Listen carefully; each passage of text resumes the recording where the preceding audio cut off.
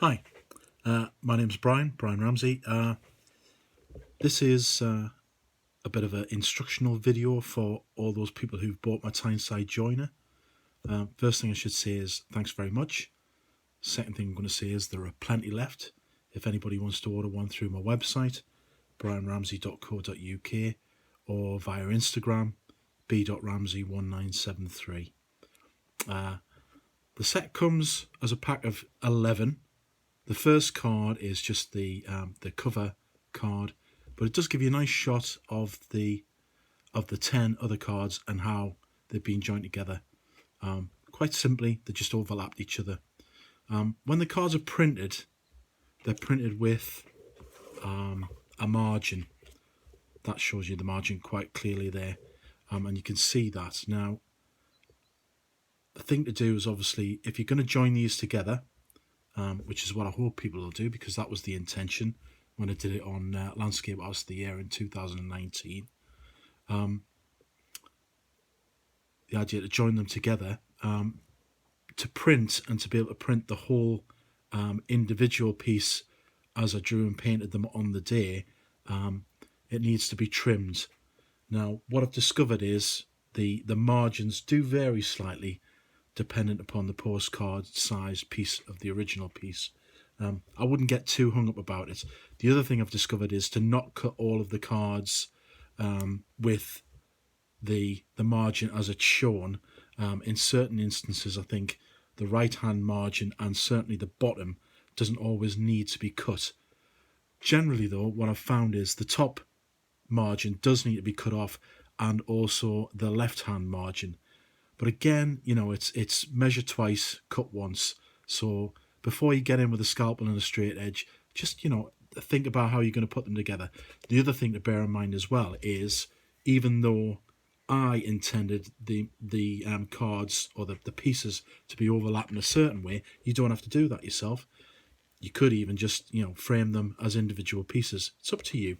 But, you know, as a for instance, these two cards were supposed to overlap like this, and obviously that left hand margin would disappear.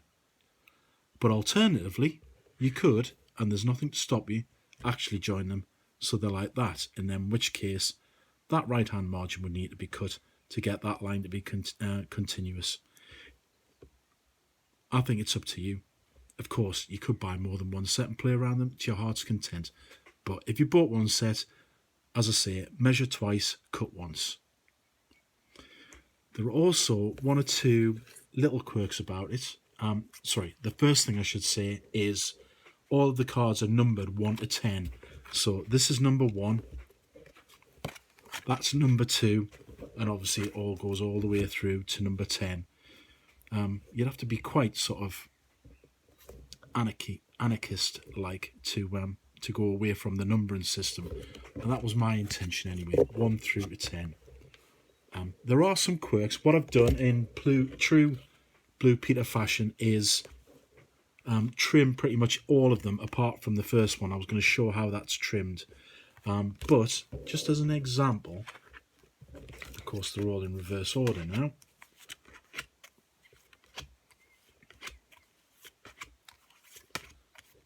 As I painted them, as I said, that one overlaps on there, and then this one overlaps on here.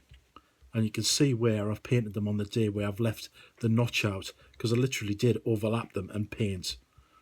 Not quite sure why that one's such a darker colour, but I did do that intentionally on the day. Probably just trying to be arty.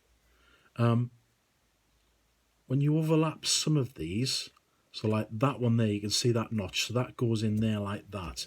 And so you can see there that you've got a bit of white there. So that's an instance where that right hand margin can come out. And there are examples of that all the way through. But what I would suggest is, you know, as I say, you lay them over and set them out in the first instance and see where you think you want to trim them or how you're going to mount them together.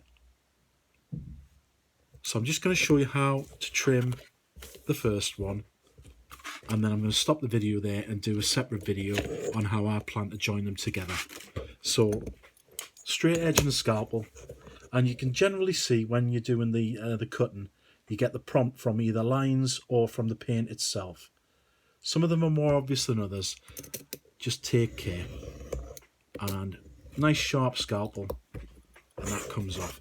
The card's a lot like photo paper, so it is quite thick and it does take a good deal of cutting.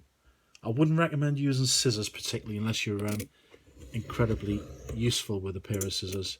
I just find the scalpel and the straight edges much more clinical. So this is an instance where that margin there, that right hand margin, doesn't need to come out, and probably that bottom margin as well.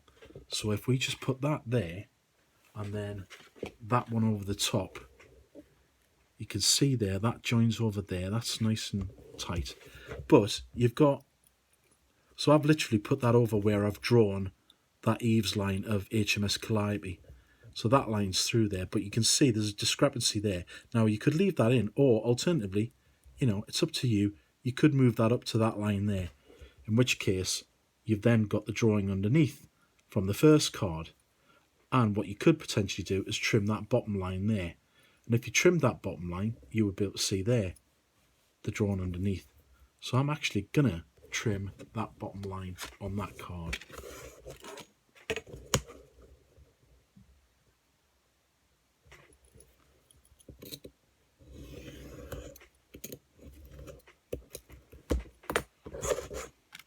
And then that means that we've got that going together like that.